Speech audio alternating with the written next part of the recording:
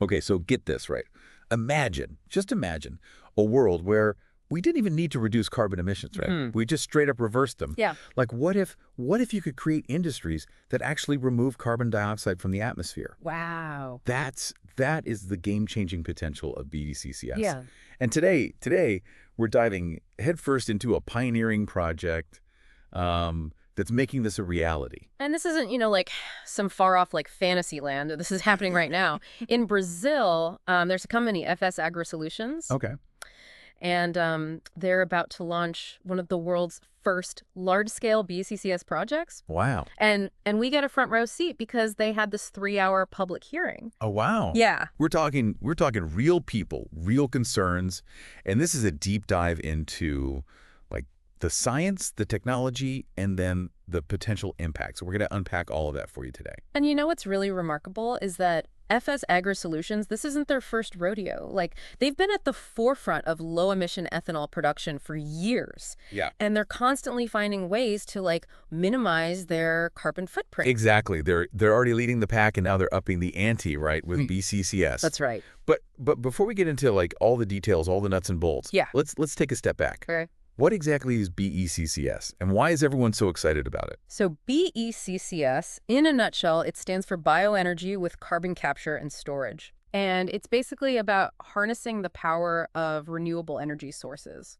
So think like plants, right? Right. To not only generate energy, but also to capture and store permanently carbon dioxide. So it's like a 1-2 punch to carbon emissions. Exactly. You're using renewables, and you're locking away the CO2. Precisely. And this isn't, like some pie in the sky idea. Right. Like major organizations, the International Energy Agency, the IPCC, think of them as like the global authorities on climate change. Right. They've been saying for years that technologies like BECCS, they're absolutely essential. Like if we want to hit our net zero targets by 2050. So they're saying like we need this. It's not just like that'd be nice. Exactly. Yeah. And the reason it's so crucial is that there are some sectors, like think heavy industry, long distance transportation. Right. It's really, really hard to decarbonize completely. BECCS comes in, it's a way to offset those like really tough emissions to create a path to actually get negative emissions on a global scale. So it's almost like BECCS is stepping up to bat for those industries that like can't quite hit a home run on their own. That's a great analogy. Yeah. And this is where the Fs Agrisolutions project in Brazil, this is where it becomes so important. Okay. They're taking this from like the theoretical to the practical, right? They're saying, look, it can work on a large scale, potentially paving the way for a whole bunch of carbon negative industries. And they're doing it in Brazil, a country that's already known for its leadership in biofuels, especially ethanol from sugarcane. Right. So they're building on an already really strong foundation. Exactly. Brazil is already a global player in this. Now imagine if they become a leader in BECCS technology. Right. It could be a game changer for the global biofuel market, making Brazilian ethanol even more competitive, driving down the cost of this crucial renewable energy source. Okay, so we've got the why, the urgent need for solutions like BECCS. Yeah. Now let's dig into the how. What makes this project in Brazil so unique?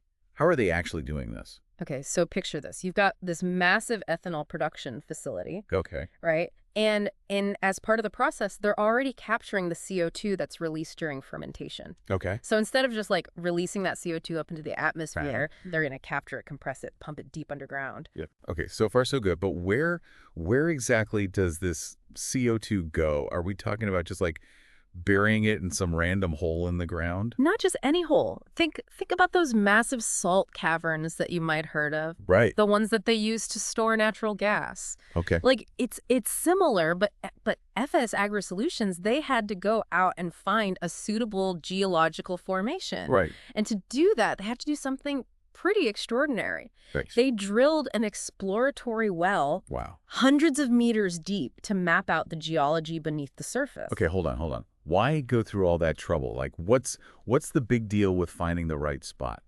Because they needed to find what's called a sealing layer. It's like, imagine like a giant natural lid made of impermeable rock.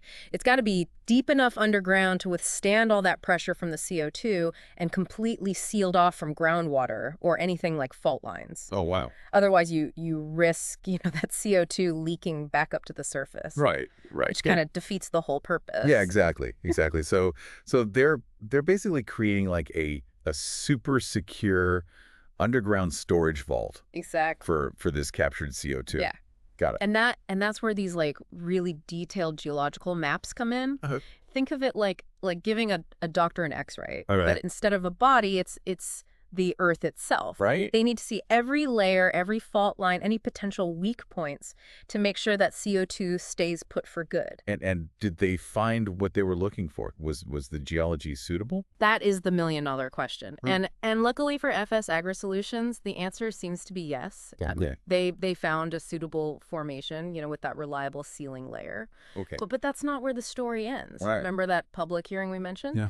Well, it turns out that not everybody was thrilled about this whole underground CO2 injection idea. Yeah, there were definitely some concerns. I mean, people were worried about potential leaks, and rightfully so. Right. Like we've all heard those horror stories, right? Yeah. About things going wrong with underground wells, and then there's that whole like, what if it impacts our water fear? So how did Fs Agrisolutions address those worries? Well, I think, one of the most effective ways to address those concerns was just transparency. Yeah. They were very open about the entire process, the drilling, the geological testing, the risks involved. Yeah. And they, they invited experts to come in and scrutinize their findings. So they basically said, here's everything, no secrets. Exactly. And beyond just being transparent, they also laid out incredibly detailed monitoring plans. And I'm talking constantly monitoring the soil, the air, even the groundwater for any signs of leakage. Wow. And not just, at the injection site itself, but in a wide radius around the area. Okay. They're also going to be monitoring seismic activity to make sure that the injected CO2 isn't going to like trigger any earthquakes or anything like that. Wow, so they're like really dotting their I's and crossing their T's, huh? Yeah, going above and beyond to make sure this is all done like safely and responsibly. Yep. And that's crucial, right? I mean, for a technology like BECCS to really take off, like for people to get on board, they need to be confident. They need to know that it's safe, that it's effective, it's not going to cause more problems than it solves, right? Totally. Because, I mean, let's face it, if something like this goes wrong, that could give the whole idea of carbon capture like a bad rap. Absolutely, yeah. Nobody wants to be associated with something that backfires. And that's why this project in Brazil is so important.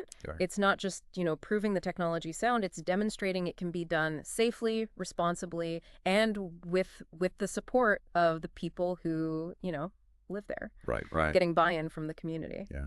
And speaking of the community, we keep mentioning that public hearing. What was the vibe like? Were people generally on board with it, or was there a lot of skepticism in the room? I mean, it was definitely a mix, right? You had folks who were really excited about what this could mean. Like, think about the jobs, the investment, the boost to the local economy. Right. And then, of course, you had those who were, understandably a bit cautious, right? My They God. wanted to make sure that their concerns about, potential risks, that they were heard. Yeah. So you had, both sides of the coin there. And was Fs Agrisolutions receptive to those concerns? Oh, absolutely. I'm thinking back to Gilberto, that farmer we mentioned earlier. Yeah. He actually spoke at the hearing. Okay. And he was a bit skeptical, at first. Right. But by the end, you could tell he was, cautiously optimistic. He talked about how Fs Agrisolutions, they'd been a good neighbor over the years, always willing to, hear people out, address their concerns. So, they had that going for them. See, it's one thing to hear a company say, "Oh, we're all about transparency, community engagement." Right. But it's another thing entirely to actually see them put those words into action. Exactly. Yeah. And I think that's why that public hearing was so valuable. It Yes. allowed for this really genuine, open dialogue, right? Right. Between the company, the experts, the people who live and work there. Like, that's how you build trust, Absolutely. Okay, so we've covered a lot of ground here. Yeah. The science behind BECCS, the nitty-gritty of this project in Brazil, the risks, how they're being addressed. But what does this all mean, like, for you listening, right? Even if you're, not a Brazilian farmer or some energy expert, why should you care about this? That's the million-dollar question, right? I mean, Well, here's the thing. This project, it's like a beacon of hope. It's showing us a potential turning point in this whole, like, climate change fight. okay. It's a powerful example of how we can use innovation not just to, like, reduce our impact, but to actually, like, reverse some of the damage we've done. It's a big deal. It's like we've spent decades, trying to turn off the faucet on this overflowing bathtub, and now somebody has finally handed us a bucket, and we can, like, start bailing out some of the water. Yes. That's a great way to put it. And just like with that, overflowing bathtub, we're not going to, like, magically fix this overnight, right? Well, yeah. But this project, it shows that there are solutions, and they're happening right now. This isn't some far-off thing. Exactly. Yeah. Exactly. It's a good reminder that, like, we're not just along for the ride with this climate change thing, right? Right. Like, we have a role to play in shaping the future, whether it's, supporting companies that are leading the way in sustainability or just making more conscious choices in our own lives. Like, every little bit helps.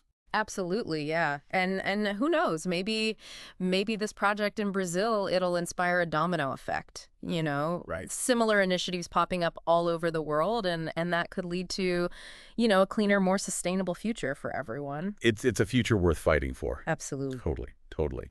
Well, on that note, I think we're gonna wrap up this deep dive into the world of BECCS. We hope you found it, informative, insightful, maybe even a little bit inspiring. Yeah. Until next time, keep asking those big questions, and remember, the future is what we make it.